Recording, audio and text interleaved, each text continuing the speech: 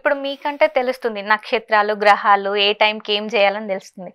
కానీ ఇప్పుడు మాలాంటి వాళ్ళు ఈ నక్షత్రాలు, ఈ గ్రహాలు ఏమి నమ్మకుండా ఎవరైనా డబ్బులు అడగంగానే ఇచ్చేస్తూ ఉంటాం. లేదంటే ఎవరి దగ్గర నుండి తీసుకుంటూ ఉంటాం.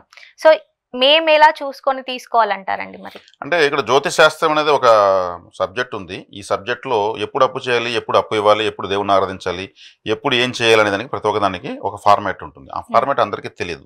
అందరూ తెలుసుకోవాలన్నా కూడా తెలుసుకోలేరు. కాబట్టి తెలుసో తెలియకో ఒక వ్యతిరేక సమయంలో అప్పు ఇచ్చిన వ్యక్తికి కూడా డబ్బు రాకపోవచ్చు.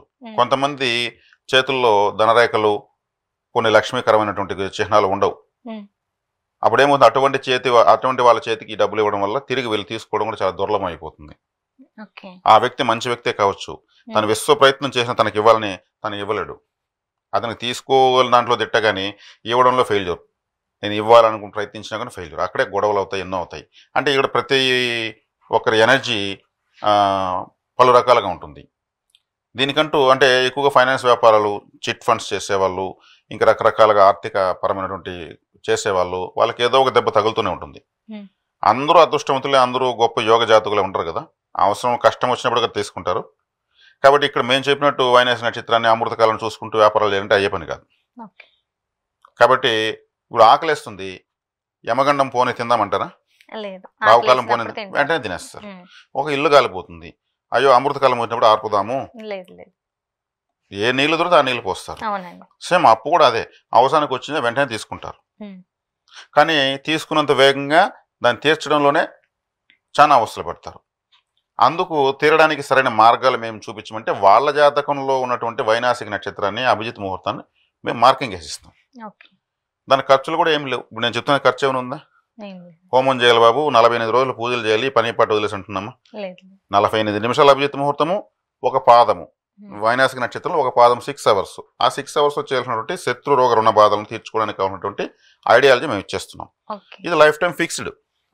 నెలకు ఒక ముహూర్తం, నెలకు ఒక నక్షత్రం రాదు. వాళ్ళ జాతకరీత్యా ఒక ముహూర్తం, ఒక నక్షత్రం లైఫ్ టైం ఫిక్స్డ్. దాన్ని వాళ్ళు ఫాలో కావచ్చు. సో ఎప్పుడైనా లైఫ్ టైంలో ఎప్పుడైనా ఫాలో అవ్వచ్చు. ఎవ్రీ మంత్ వస్తుంది, 27 days వన్స్ వస్తూనే ఉంటుంది. 27 నక్షత్రాలు ఉన్నాయి. ఒక నక్షత్రం ఈ రోజు కంప్లీట్ అయితే మళ్ళీ 27 days సేమ్ నక్షత్రం వస్తుంది కదా, అంతే. ఆ నక్షత్రం ఆ పాదం ఉన్నప్పుడు వీళ్ళకి ఇంక వేరే ఏ ఇతరత్రం ఉన్నాయి. అర్ధరాత్రి రావచ్చు, నక్షత్రాలు ఎప్పుడంటే అప్పుడు వస్తాయి. ఆ అర్ధరాత్రి సమయంలో వీళ్ళు చక్కగా తలస్నానం చేసుకుని దేవతను ముందర కూర్చుని, ఆ ఫోటోగాములు తెచ్చి ఇంట్లో పెట్టుకుని కూడా ఎర్రటి వస్త్రాలు కట్టుకుని అమ్మవారిని కొండి. అమ్మవారికి ఏమి ఇష్టము? నిమ్మకాయలు, కొబ్బరికాయలు, గుమ్మడికాయలు, అగరబత్తులు, పువ్వులు చక్కగా మన దగ్గర ఉంటే ఓ పటిక బెల్లము, ఓ చిన్న కప్పుతో నీళ్లు.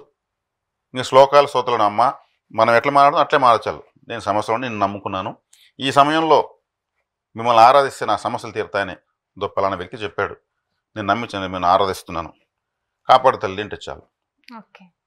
యూనివర్స్కి లాంగ్వేజ్ లేదు, అన్ని లాంగ్వేజ్లు అర్థమవుతాయి.